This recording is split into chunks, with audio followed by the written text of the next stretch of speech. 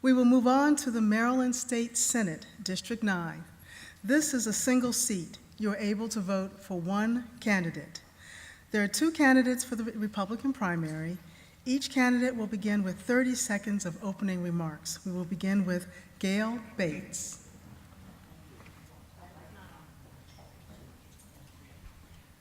Are we on now?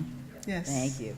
I'd like to thank the League of Women Voters for putting on this forum. Thank you very much. Hope that doesn't count to my 30 seconds.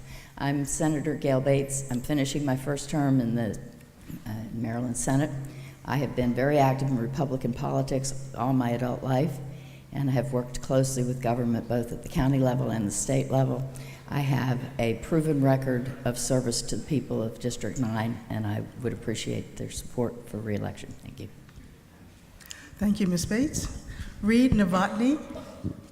Thank you. My name is Reid Novotnoy. I would like to thank the League of Women Voters also, and I would also like to say that we should all remember those in Ellicott City this week. It's been about a week since the tragic flooding.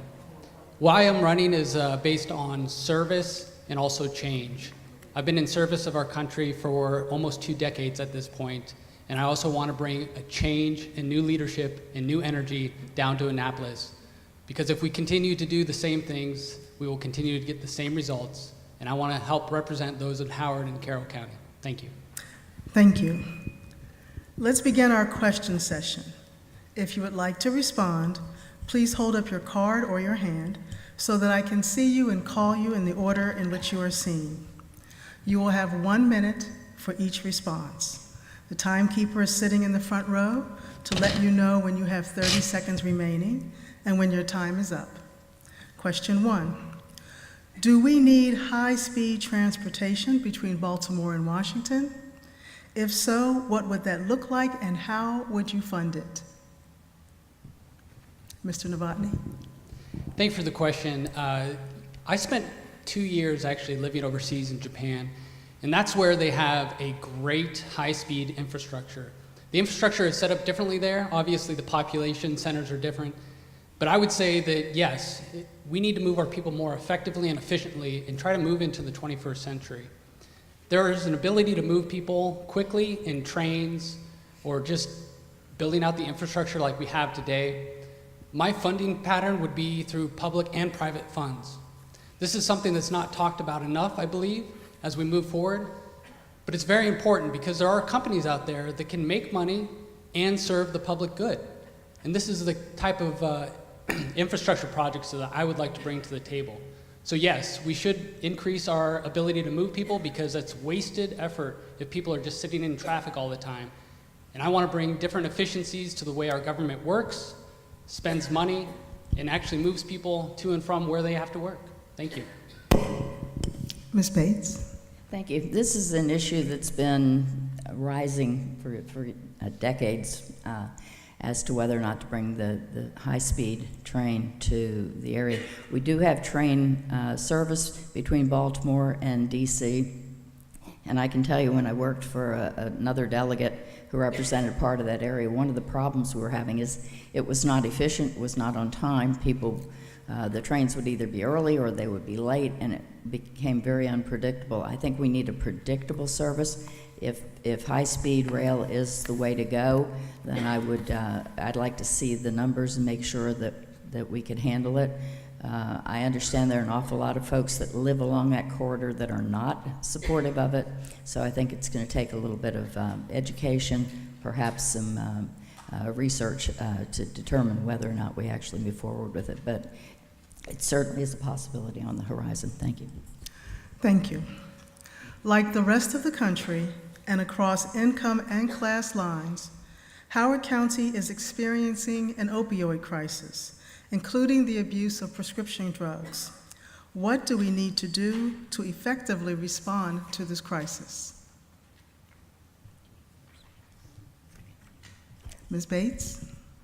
I know the governor has been working with some folks on this problem. We've had meetings. I know Howard County Republicans have had meetings to talk about some of the ways that we can be wise about what's happening and also to try to stem this problem. We happen to live along the opioid or opium corridor, I-95. It is very easy moving drugs to and from.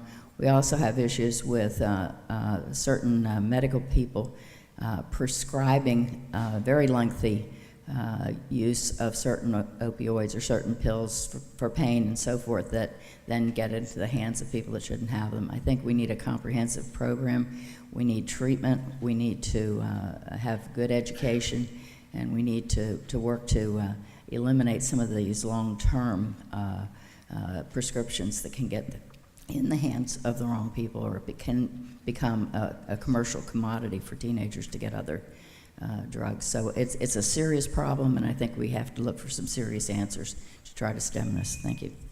Thank you. Mr. Novotnoy? Thank you. This is an important issue that's facing the entire country, and especially here in Maryland. So I would agree with Senator Bates in the sense that we do need to address this not only at the state level, but at the local level also. Programs of education will help. I don't think that's the only answer. So I will say that my background is in cybersecurity and IT and big data. There's a way to model who is getting these prescriptions and which doctors are abusing these rights to prescribe different opioids. So we can actually dig into some of that data and actually target the individuals either by the actual doctor themselves or by the company, and we can get to some of the problem that starts the problem with different individuals. I think we all had friends or family affected by this, and I know I have. So my heart goes out to the problem, but it doesn't start just with the individual. I know that my father actually has some of these. Thank God he's not addicted at this point, but he has a lot of back issues from being in Vietnam and jumping out of too many airplanes. But it is very important to target the start of this, and I appreciate the answer. Thank you. Maryland recently passed legislation requiring domestic abusers to turn in their firearms. How would you enforce this? Mr. Novotnoy. Thank you for the question.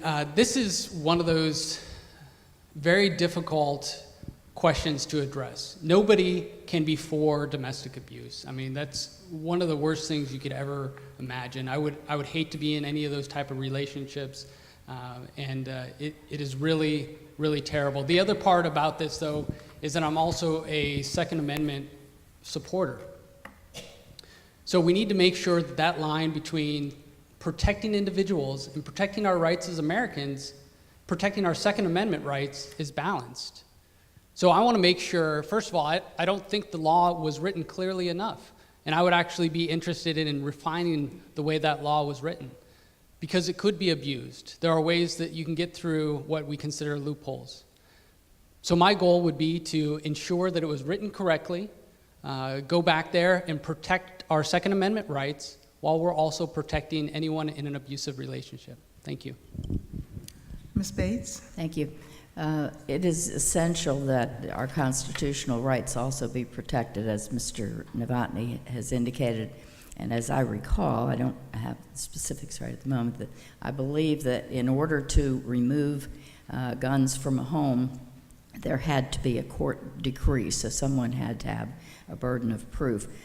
I believe we do need to keep our rights safe, but we also need to make sure that we protect individuals that are in abusive situations. It is a very complicated issue, and we did try to address it this year, but I think there may be some tweaking that will need to be done. But again, it's a matter of certain rights being protected, but also we have the right to have our charges against us to be indeed verified or adjudicated such that we are not abusing that law. So that would be my solutions, to look to make sure that we're doing it the proper way. Thank you. Each candidate will now have 30 seconds for their closing statements, beginning with Reid Novotnoy. I just want to thank everyone again. This has been such a great opportunity. I want to thank Ms. Bates for her 16 years of service down in Annapolis. I also want to thank all the people I've met on the campaign trail. This has just been such an amazing opportunity to get to know more of my neighbors, get to know District 9 more and more every single day. And there's so many great places out there. There's so many great businesses. I look forward to representing all of you down in Annapolis and hopefully bringing Maryland into the 21st century as we move forward. And thank you so much for your time. Ms. Bates? Thank you.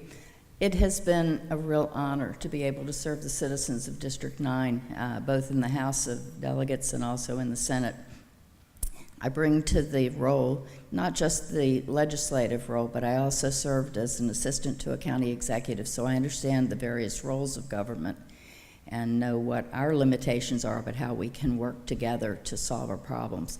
I am a budget hawk. I spent 12 years on the Appropriations Committee in the House of Delegates, looking for efficiencies and making sure that we're doing the right thing with your money. Thank you. Thank you.